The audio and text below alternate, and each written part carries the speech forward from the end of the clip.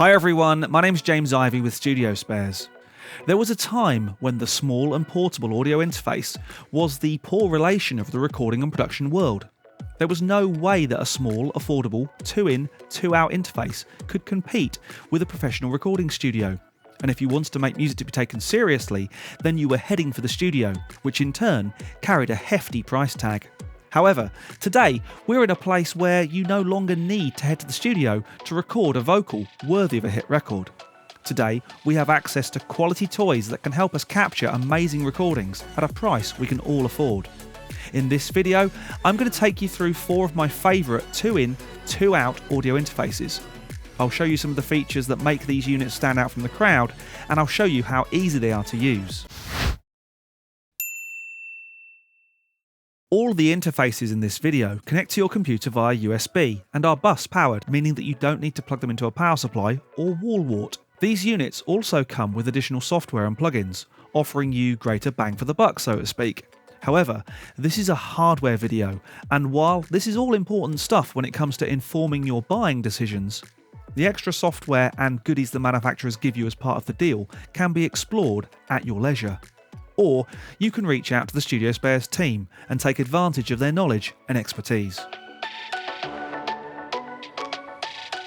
Focusrite have been making small form factor audio interfaces for a very long time. In fact, the first USB interface I can think of, the groundbreaking DigiDesign M-Box, was a joint project between Avid, then DigiDesign, and Focusrite. The 3rd generation of Scarlett interface really does draw on these years of experience, and the new Scarlett iTwo could almost be considered the mould or starting point for this new breed of 2-in, 2-out design audio interfaces. All the units in this video feature 2 XLR TRS combination sockets, allowing you to plug in and record 2 microphones at the same time. Great for recording both acoustic guitar and a vocal at the same time. The XLR part delivers 48V phantom power, meaning you can use condenser microphones for your recordings, again giving you a serious quality boost from a dynamic microphone. On the iTwo, phantom power is applied to both channels using the front panel button, and we can switch between line level inputs or instrument DI impedance settings, meaning that electric guitars and basses are input level matched correctly using the button below the channel gain pots. The jewel in Focusrite's iTwo crown is the air button on each of the new 3rd generation mic pre's. This engages a tone shaping circuit that gently lifts the top end, giving vocals and acoustic instruments a little more shine.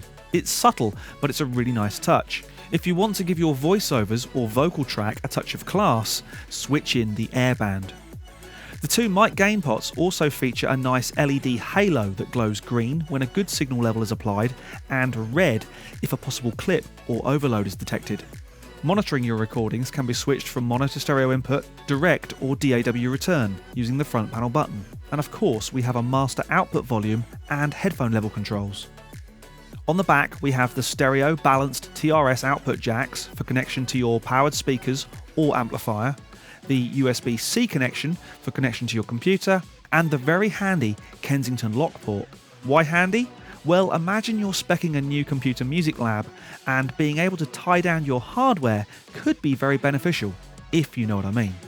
The iTwo is also fully iOS compatible, meaning you can connect it to your iPad for a truly mobile recording experience. The new 3rd generation Focusrite Scarlett iTwo is a solid 2-in, 2-out interface with plenty to offer the new or experienced recording engineer or music maker. It's easy to set up with class compliant drivers, meaning that on macOS at least, you just plug it in, fire up your DAW, and away you go. Walk into a commercial studio in the 80s or 90s and there was a fair chance that you'd find a large format SSL mixing desk at its centre. Thousands of hit songs and albums have been mixed and or recorded using these iconic consoles. NAMM's show in 2020 and is one of SSL's first exploits into audio recording hardware that we can all afford. Connectivity wise, again, we have 2 XLR TRS combination jacks, stereo TRS output jacks, and stereo headphone jack. However, this time, all the connections are on the back of the interface. Yes, even the headphones. We again can switch between line and instrument DI settings for the input jacks, but this time we can switch 48V phantom power on separately for each channel. SSL acknowledging that we might want to use some microphones that don't like being force-fed phantom power. What makes the SSL2 stand out is a little button marked Legacy below the channel gain pots.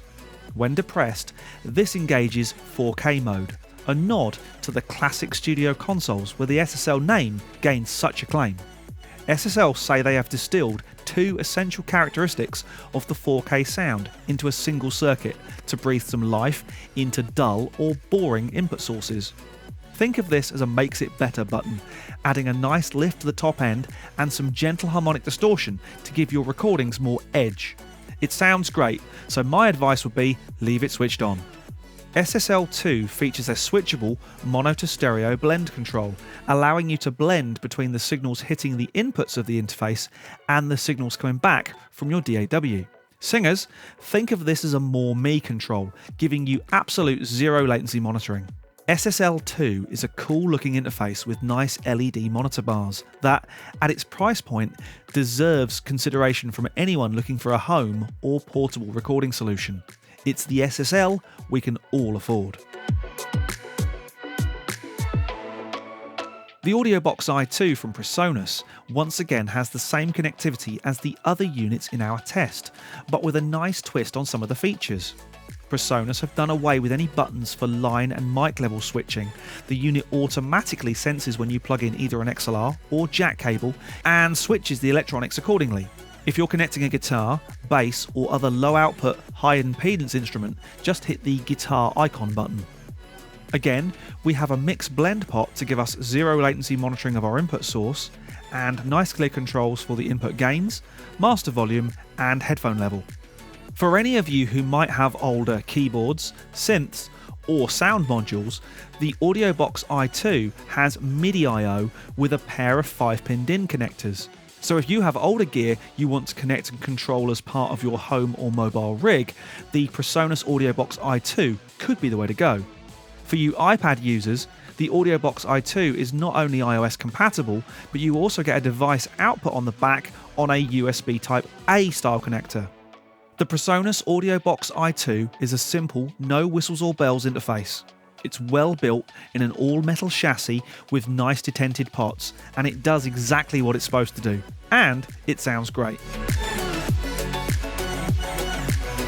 The team at Audient have stepped away from their ID brand of interfaces to offer you the new, easy-to-use and highly affordable Evo range.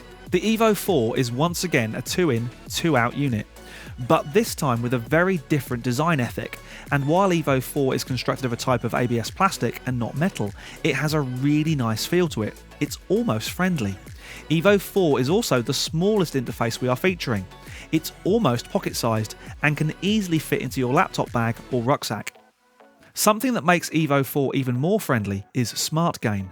Smart Gain makes it as easy as it possibly can be to get the right recording level into your DAW software.